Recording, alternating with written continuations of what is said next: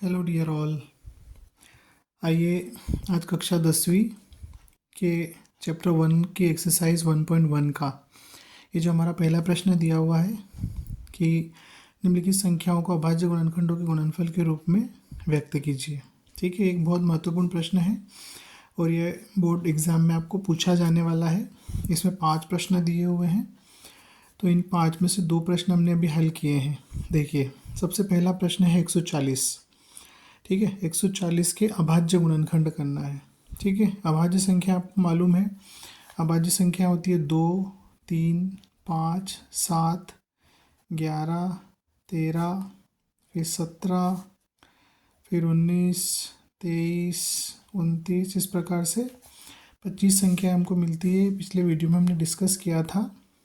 तो इन्हीं संख्याओं से हमको क्या करना है, इन्हें विभाजित करना है। तो सबसे पहले 140 को करेंगे। 140 में 2 से विभाजित होगा, तो 2 7 14 और 0, फिर 2 से होगा क्योंकि सम संख्या है 70, तो 2 3 6, 2 5 10। इसी प्रकार से फिर 5 से होगा, 2 से नहीं होगा, 3 से ये नहीं होता है, 35। ठीक है, 5 7 35, और 7 से करेंगे 7 एकम 7।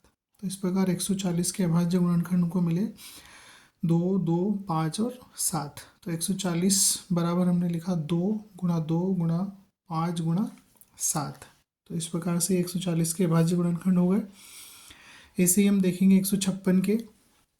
जो 156 है वो भी क्या है, एक आपकी सम संख्या है।